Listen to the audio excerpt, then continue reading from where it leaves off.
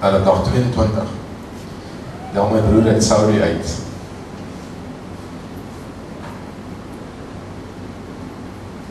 Uit Saudi-Arabië, ons is al vervreemd met 3 of 4 jaar. Was vervreemd die verhouding word gestel. President. Sy woorde daarom word. Omdat in 'n seisoen wat nie lekker is nie, onvertroos God self my. En die Here bederf my regtig met sy vrede.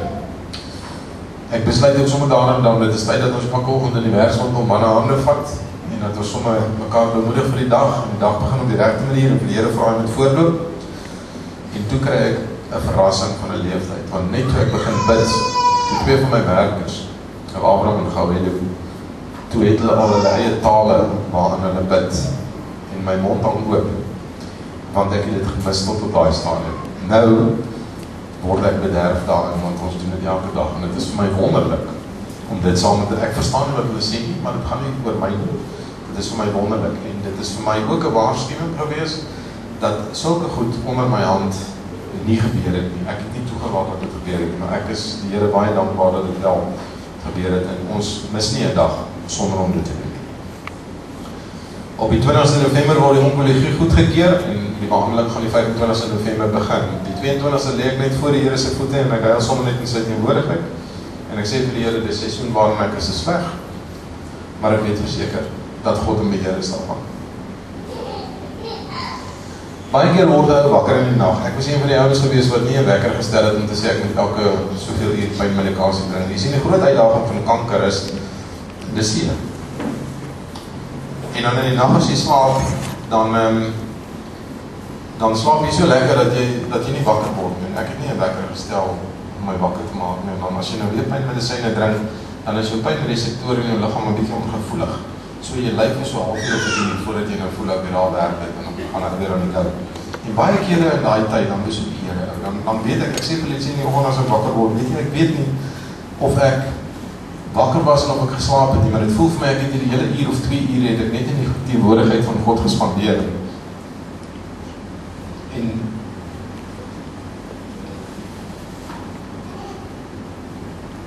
En gesels met mekaar. Nou ja, wat belangrik is ook om te noem is dat baie keer het God met my gepraat en nog steeds deur mense, profete, woorde en gesigte.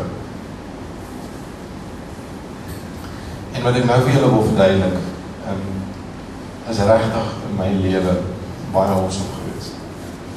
Ek het julle gesê van die gesig wat ek gesien het van Jesus wat agteroor lê en dan vasgeslaan word op die hout kruis, en dat ek vir my vrou gesê, weet jy wat, ek dink dit is ek daai, want dit is 'n ou mens wat gekruisig word en die nuwe gaan opstaan. En ek kry daardie visioen kry ek weer, maar weet julle, dit is vir my 'n belewenis, want ek het so gehuil en so voor Vader se voete net gelê.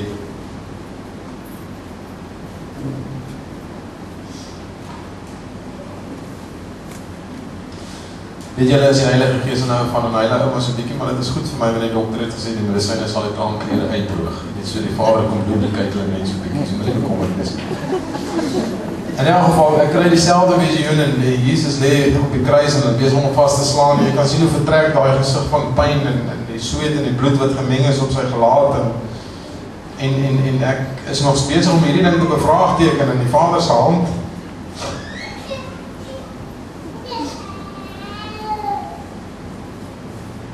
Die Vader se hand en sy stem kom by. En die Here sê vir my, maar kyk, dit is my seun, kyk wat die wêreld aan hom gedoen het. Ek glo nou dat ek vir jou lief is.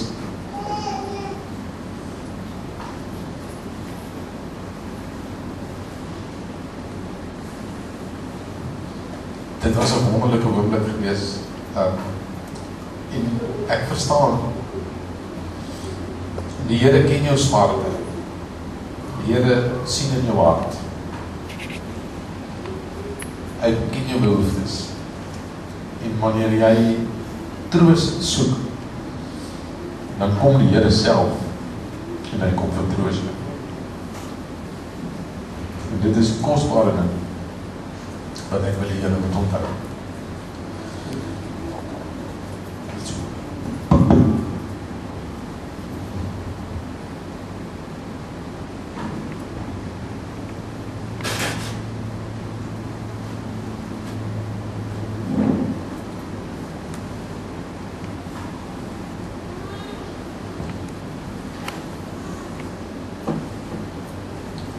Ek wil julle net 'n dingetjie verduidelik van jammerte. Die t-shirts wat julle kan sien, gaan weer cancel, en my potso laaslik is die jagter, is die kruis daar binne. Agter staan Victorious through the King of Kings. Dis my koning daai. Goed, die verduidelik van jammerte, baie kere kom jy ou teen 'n rolstoel, of jy kom 'n ou teen wat dalk afbeen het of iets van hierdie aard, en dan ons is al so die wêreld gekondisioneer en ek hierdie ou wil verskriklik jammer kry.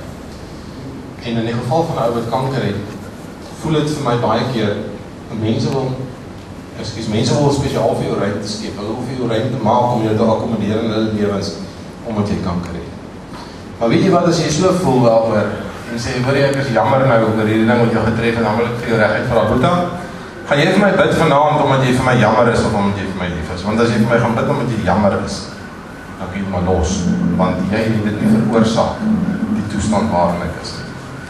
En maar wanneer jy vir my gaan bid, omdat jy compassievol is, dat jy bewus is van waar ek gaan, en dat jy vir my omgee, en dat jy vir my voor die Vader se voete wil hê, dan gaan ek dit waardeer, dan gaan dit vir my baie lekker wees. So, baie dikwels, dan ons mense hanteer, op 'n manier, wat ons gewoond is, die wêreld wil vir ons voorskryf, om daai persoon te hanteer.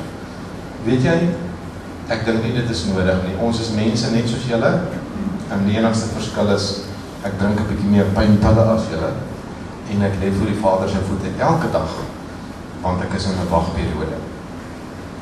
Goed, en dan is dit natuurlik 'n groot ding, julle wil seker weet hoe gaan dit met my, dit gaan met my baie goed. Die begin van die kankerbehandeling was baie goed geweest, ons ontmoet wonderlike mense, daar's een ou wat vir my sê, en na die derde behandeling wat ek gegaan het, die praat is oor voedselaversies wat mag ontstaan en sovoorts, en hierdie ou maak my nogal 'n komische aanmerking, hy sê, luister Boeta, dat ek nou een ding vir jou sê, as hierdie ding jou vat, dan vat hy jou nie draailing toe nie. En ons het verskriklik gelag daaroor, maar weet julle, die wonderlike van alles is, Lise Marie, my een dogter, gaan dikwels saam met my na die onkoloog te verbehandel.